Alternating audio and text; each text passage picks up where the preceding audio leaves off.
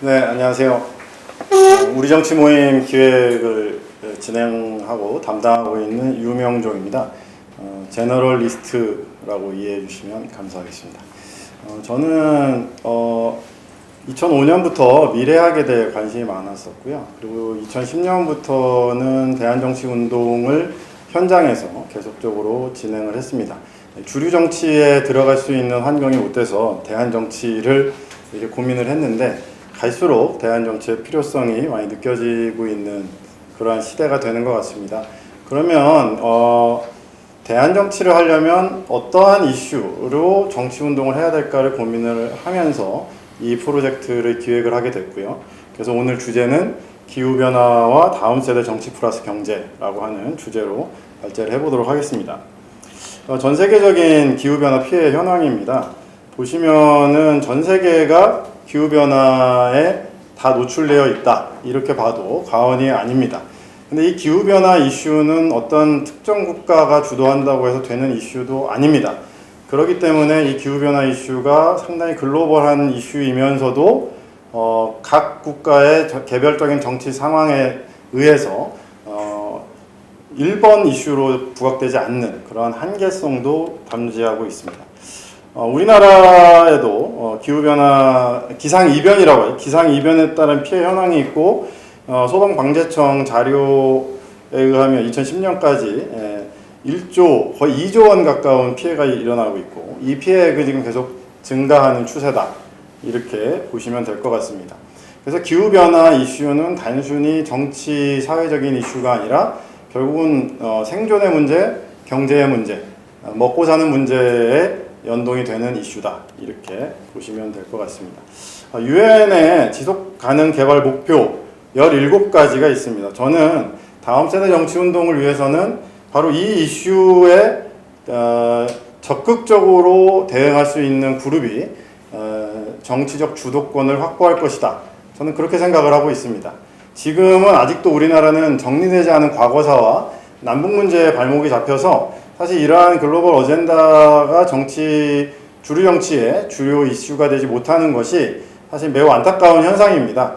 그러나 저는 다음 정권이나 다음 총선부터는 이런 이슈들이 또 여기 계신 우리 젊은 20, 30대의 의식 있는 분들이 점점 주류 사회계로 진입을 할수록 이 이슈는 주류 이슈로 연동될 것이라 이렇게 생각을 하고 있고요.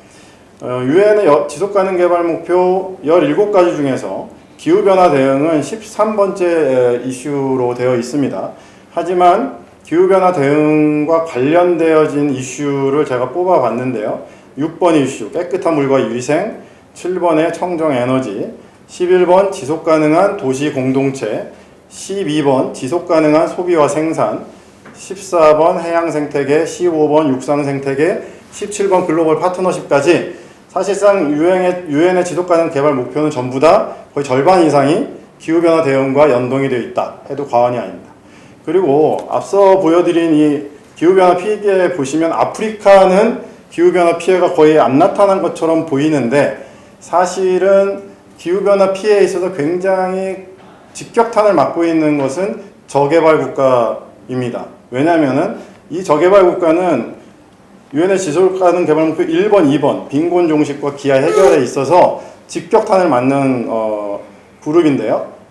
이 빈곤과 기아는요, 사막화 현상과 농지 축소, 그리고 육류 소비에 따른 곡물의 왜곡된 소비, 이런 것들이 연동이 되어 있는 이슈입니다. 그래서 이런 부분도 결국은 기후변화 이슈와 같이 대응해 나가야 될 이슈라고 생각을 합니다. 문제는 유엔의 정치력, 이 국제 정치는 힘의 논리죠. 그래서 지금 어떻게 보면 양극화 체제냐 다극화 체제냐가 있었습니다. 그래서 2018년도만 해도 G7 같은 뭐 그런 글로벌 리더십 그룹은 더 이상 의미가 없다. 그러면서 점점 미중 패권으로 지금 세계가 이렇게 재편이 되고 있는 사이에서 다극화 이슈가 전개되고 있습니다. 이것은 트럼프 덕입니다.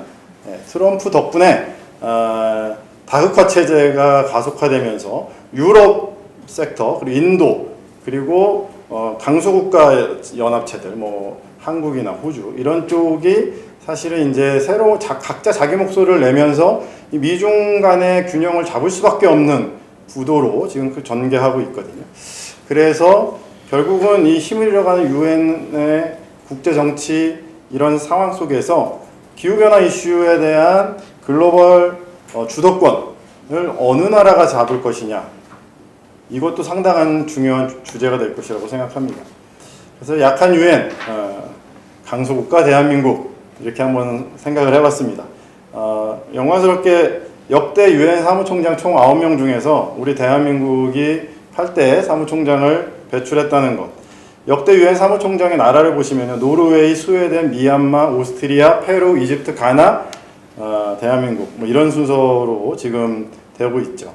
그래서 보시면은 주류 G7 국가 이런 데는 안 들어 있습니다. 그것은 무슨 말이냐면 유엔 자체가 어떤 패권 국가의 균형추 역할을 해달라는 어떤 것이고, 뭐 사실은 뭐 그 이면에는 또 미국 입맛에 맞는 그런 사람을 세우는 것도 있습니다.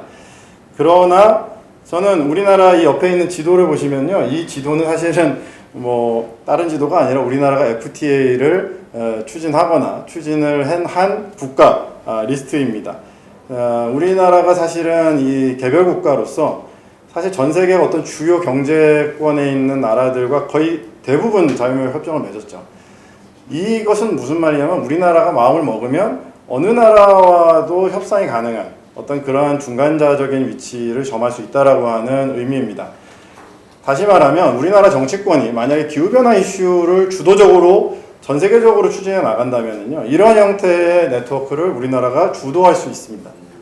그렇게 되면 사실 우리나라가 사실 온실가스 배출이라든지 화석연료 사용이라든지 상당히 높으면서도 친환경 대체 에너지에 대한 실질적인 대안까지 가지고 있는 기술력이 있는 나라거든요. 우리가 그런 것들을 주도해 나가면 진정한 리더십을 확보해 나갈 수 있을 것이다. 저는 그렇게 생각을 하고, 다음 세대 정치는 결국은 국내 정치에 국한되지 않는 형태의 리더십이 필수적으로 요구될 것이다. 저는 그렇게 생각을 하고 있습니다. 그린본드라고 하는 이제 전 세계 채권 시장에 있어서 굉장히 중요한 투자 시장이 있는데요. 기후변화 이슈는 이제는 투자 시장에서도 피해갈 수 없는 굉장히 중요한 이슈가 되고 있습니다. 우리 아까 앞서 발표하신 분이 왜 대기업에서 막 한마디로 에코 퍼포먼스를 하느냐 이런 부분을 했는데요. 이 에코 퍼포먼스를 하지 않으면 앞으로 다 도태됩니다. 투자 유치가 안 돼요. 그리고 아시겠지만 우리나라에 있어서 사실은 가장 큰 주주는 국민연금입니다. 앞으로는 근데 이 국민연금이, 그러니까 연기금, 공적 연기금이 사실상 글로벌 기업들을 지배하는 세상이에요. 사실 개인이 아니라 국가의 자본이 기업을 지배하는 세상입니다. 그러면 이 국가 자본이 어디로 움직이느냐 하면은 국제정치의 주요 이슈에 연동되게 되어 있습니다. 그렇기 때문에 앞으로는 이 그린본드 시장에 있어서 여기 보시면은 그린본드 발행이 수출입은행, 산업은행, 뭐 신한은행, 남부발전, 한국전력 쭉 이렇게 대기업들이 지금 그린본드에 들어가고 있습니다. 왜? 내가 온실가스 배출을 이렇게 적게 하면서 앞으로는 기업을 운영하겠다라고 하는 의도고 여기에 투자해달라는 거거든요. 앞으로는 국민연금이 이 그린본드 시장에 투자하지 않을 수 없도록 될 것입니다. 그럼 어떻게 됩니까? 대부분의 대주주, 삼성전자도 사실 국민연금이 상당한 대주주 지분을 갖고 있고, 모든 대부분의 대한민국 회사에 코스피 200에 들어있는 회사들은 국민연금이 지분이 없는 회사가 별로 없죠. 그렇게 되면 국민연금의 방향성, 투자 방향성과 이 글로벌 연동, 이 환경에 대한 압박이라고 하는 것은 상당히 거세질 것이다. 블랙록이라고 하는 그 펀드 자료들 제가 찾다가 못 찾았는데, 블랙록도 사실은 이러한 형태의 TSIF 같은 그러한 형태의 그 투자, 친환경 투자 시장이 열리고 있는 부분도 있습니다. 그리고 아까 이제 그 육류 소비 때문에 발생하고 있는 곡물의 어떤 문제, 그러니까 소나 돼지나 닭이 먹어 치우는 사료가 사실 아프리카의 빈곤 인구를 키우고 있다라고 하는 것이거든요. 그렇게 되면 결과적으로 육류 소비가 줄어야 되는데, 한번 고기 맛을 안 사람들이 고기를 안 먹을 수가 없어요.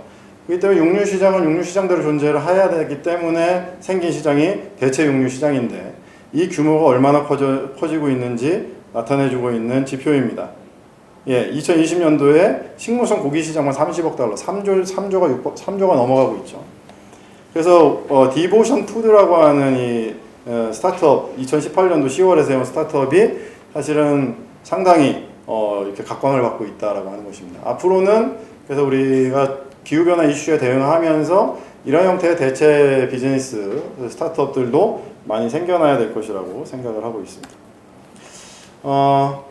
2019년도 3월에 이제 리서치 결과입니다. 우리나라가 처한 가장 심각한 문제가 무엇이라고 생각하는지 두 가지를 선택해 달라고 하니까 일자리 경제 문제 그리고 저출산과 인구 고령화 그 다음 문제가 기후변화 이슈였습니다. 남북 문제보다도 더 상위에 올라가 있다는 것은 그만큼 지금 우리나라 국민들이 국내 이슈, 뭐 경제 문제, 일자리 굉장히 중요하고 저출산 고령화 중요하니까 그거 플러스 그 다음 순위로 생각하는 게 기후변화 이슈라고 하는 것입니다. 예. 그리고 인지도가 점점 더 올라가고 있어요. 어느 정도 알고 있다. 기후변화는 수십 년 또는 그 이상 지속되는 통계적으로 중요한 기후의 변동을 의미합니다. 기후변화로 인한 문제에 대해서 잘 알고 있다고 생각하십니까? 63% 응답했습니다.